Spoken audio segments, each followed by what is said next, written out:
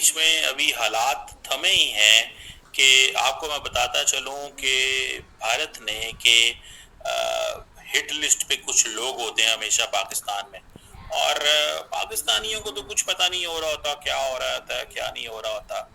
اور خاص طور پہ میں بتاتا چلوں کہ ایک بندہ جس کا نام ہے رضا اللہ نظامانی، کہا جاتا ہے یہ لشکر طیبہ کا آپریٹر تھا اور یہ نیپال موڈیول تھا.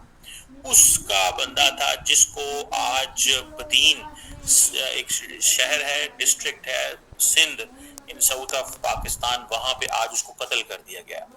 یعنی کہ لشکر یعنی بولے تو یہ ٹھیک ہے، اس کو ٹپکا دیا گیا. اور اس کا نام میں آپ کو بتا دوں، نظام الدین رضا اللہ نظام الدین اس کا نام ہے. اور یہ جی ڈسٹرکٹ بدین سندھ میں جو ہے اس کو جو ہے وہ نامعلوم ان نون گن مین اس کو ٹپکا کے چلے گئے. اب اس میں ایک اور نام کا اضافہ ہو گیا ہے.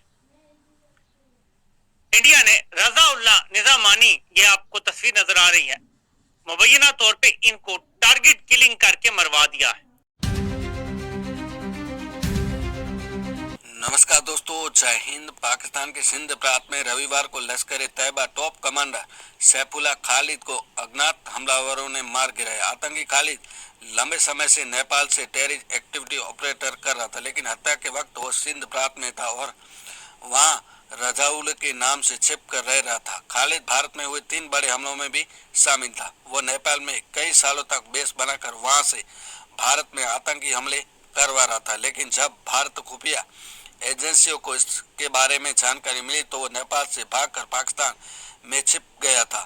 خالد پہلا ایسا موسٹ وانٹیڈ آتنکی نہیں جسے پاکستان میں سیکریٹ کلر نے مار گرایا. اس میں پہلے ہی بھارت کے دشمن رہے کئی کھوکھار آتنکیوں کو اسی پیٹرن پر سفایا ہو چکا ہے. ماضی میں بہت ہم نے 3-4 آپشن ڈسکس کیے تھے کہ انڈیا کیا کر سکتا ہے پاکستان میں جب حالات خراب ہوئے تھے، جب کشمیر والا واقعہ ہوا، پہلگام والا. پہلا ہم نے کہا جی کہ اسٹرائک کر سکتا ہے، دوسرا ہم نے کہا لمیٹڈ کانفلکٹ ہو سکتا ہے، فل سکیل وار ہو سکتی ہے، اور چوتھی بات ہم نے کی تھی کہ یہ ٹرانسنیشنل ریپریشن، یعنی کہ یہ ان آئیڈینٹیفائڈ گن مین، ایک بندہ آئے گا، وہ ان کو پتا ہوگا، ایک بندے کا وہ لشکر طیبہ کا بندہ ہوگا، اس کو مار کے وہ چلے جائیں گے.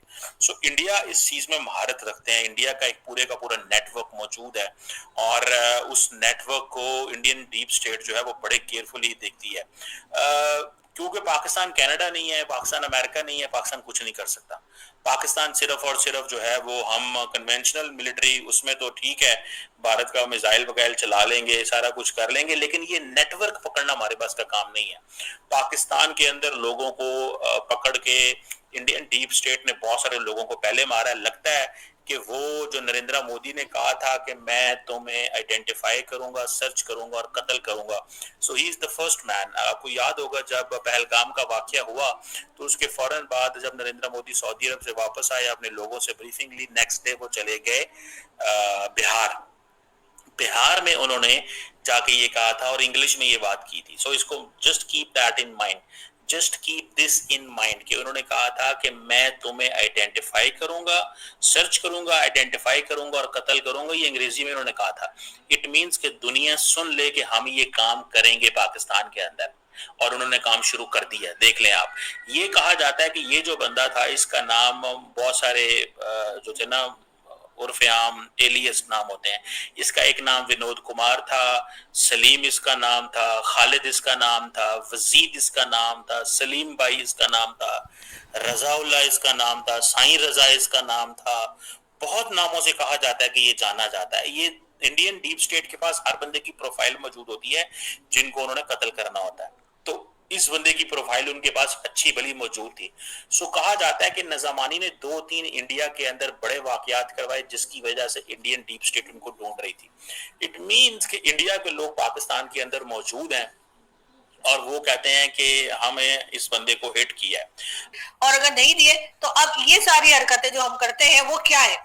دوسری طرف ہمیں یہ بھی لگتا ہے کہ جی ہم جس طرح سے لوگوں کو پناہ دیتے ہیں، جس طرح سے ان کو رکھتے ہیں، اور اس کے بعد کہتے ہیں کہ جی ہمارے یہاں تو کوئی جہادی کیمپ ہے ہی نہیں، پتہ نہیں بھارت نے کیوں اٹیک کر دیا. لیکن ہاں یہ بات اچھا ہے، میں کہتی ہوں کہ بھائی ٹارگٹ کلنگ جو ہے نا وہ سوسائڈ بومنگ سے بیٹر ہوتی ہے. اب کہا جاتا ہے کہ نظامانی کیوں انڈیا کو چاہیے تھا.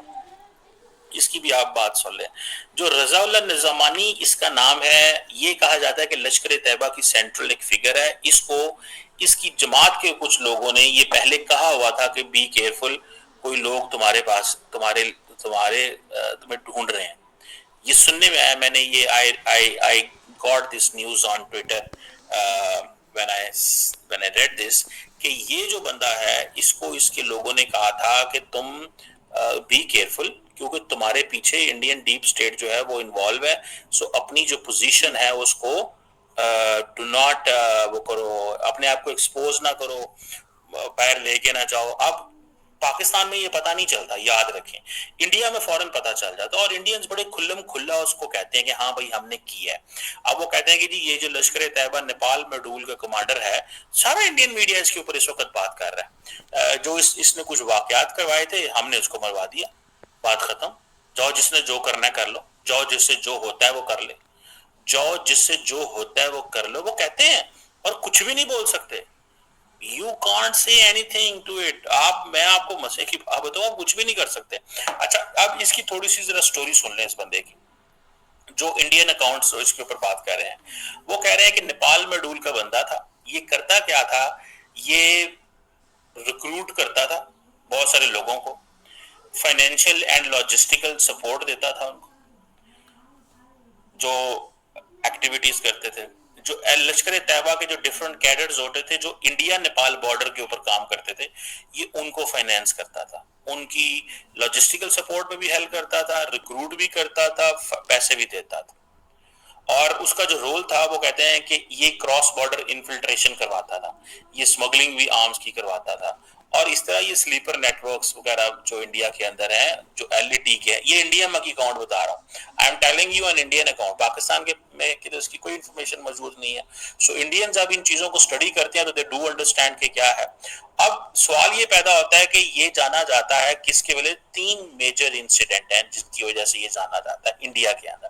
دا فرسٹ انسیڈنٹ واز 2005 میں ایک انڈین انسٹیٹیوٹ آف سائنس کے اندر ہوا, جو بنگلورو کے اندر ہوا تھا. Indian institute of science Bengaluru کے اندر ہوا, جب ایک کہا جاتا ہے کہ ایک جہادی اٹیک ہوا, کہا جاتا ہے کہ یہ پہلا جہادی اٹیک تھا ساؤتھ انڈیا کے اندر. تو جہاں پہ لشکر طیبہ کے ایک آپریٹو نے, سائنٹسٹ جو تھے وہ کانفرنس اٹینڈ کر رہے تھے, 2005 کی بات ہے, جس میں ایک پروفیسر قتل ہو گیا تھا اور باقی لوگ زخمی ہو گئے, اور وہ جو گن مین تھا وہاں سے اسکیپ کر دیا. اور پھر کہا جاتا ہے کہ یہ جب اس کو سارا انہوں نے اسٹڈی کرنے کی کوشش کی, تو انڈیا کے جو انٹرنل سیکیورٹی لینڈسکیپ میں اس کو اسٹڈی کیا گیا تو پتا چلا کہ یہ نیپال بیسڈ موڈول ہے جس کو نظامانی دیکھتا ہے. تو آپ امیجن کریں 20 سال پرانا اگر ایک بندے نے واقعہ کیا ہوا تو انڈینز اس کو ڈھونڈ کے تو یہاں پہ ایسے قتل کر رہے ہیں, 20 سال پرانا. اٹ مینس کہ جو انہوں نے جس بندے کی لسٹ بنائی ہوئی ہے اس کو وہ نہیں چھوڑیں گے.